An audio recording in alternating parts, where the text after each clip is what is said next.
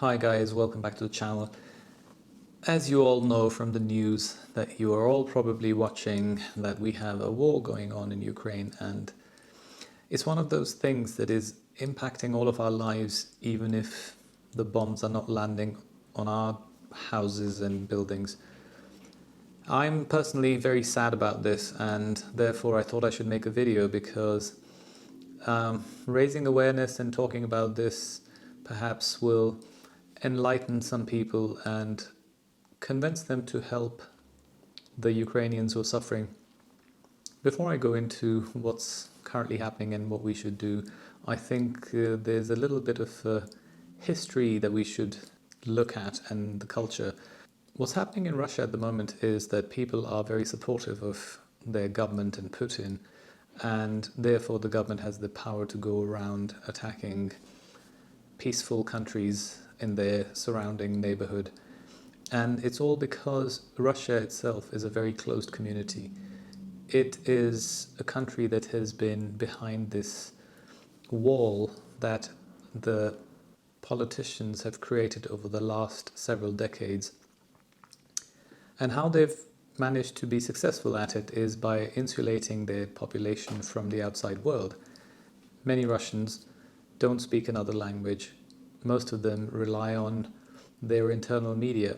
So what their government tells them is their version of the truth and their version of reality.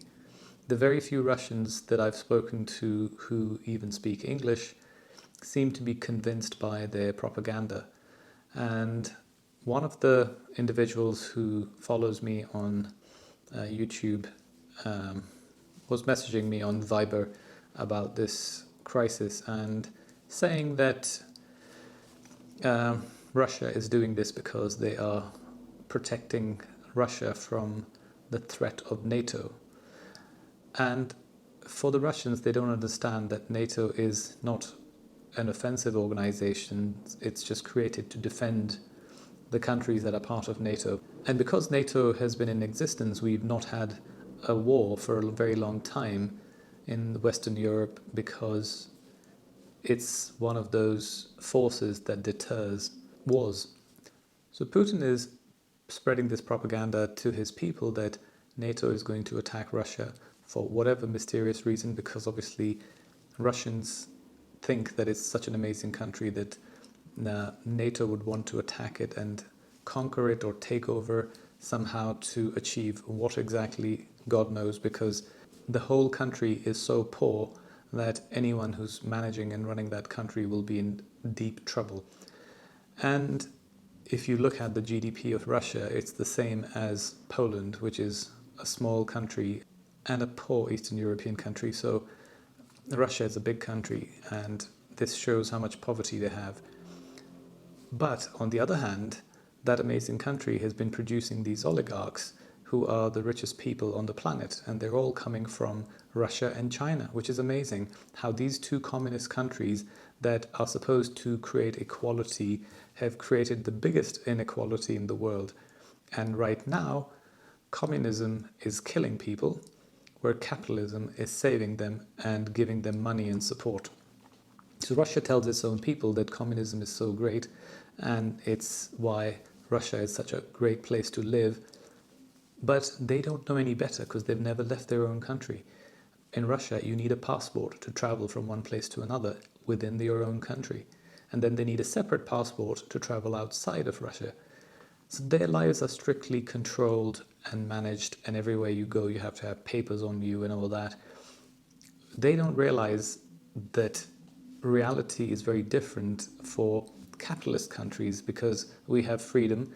Money is more equally distributed. Of course, we have rich people as well, but the vast majority of the population is not in severe poverty.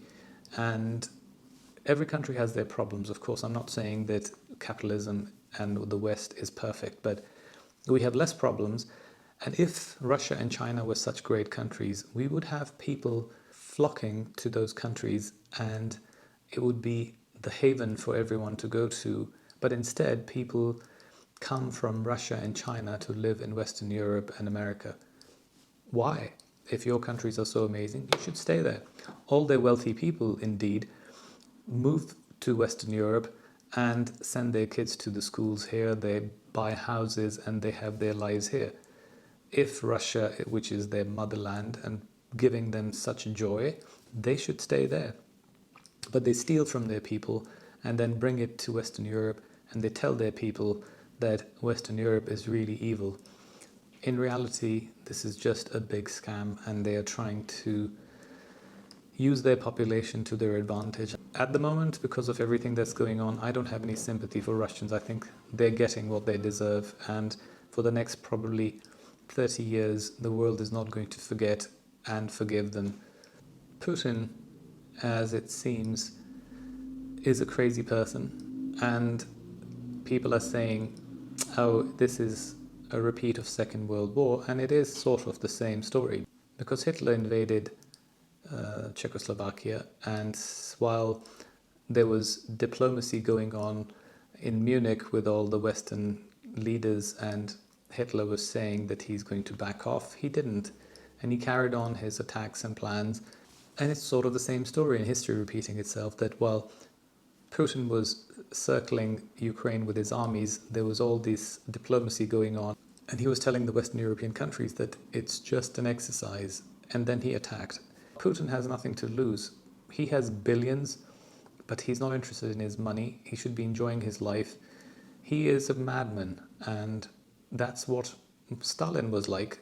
But unfortunately, Russians, many of them or most of them, still think that Stalin was a great person when Stalin killed 20 million of his own people. I'm just saying that that country has a history of dictators and barbaric behavior.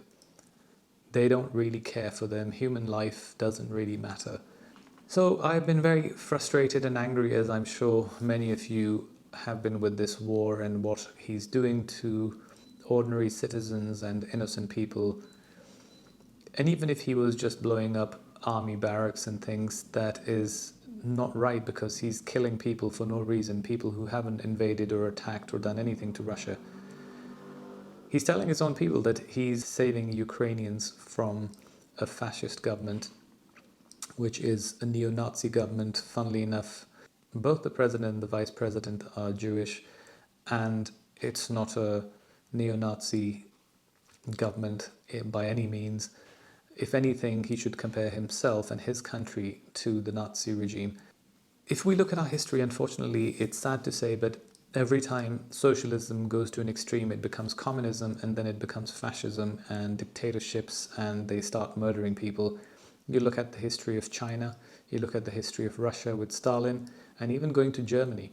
Everyone talks about Hitler as the right-wing fascist, when in reality, he was voted by the people.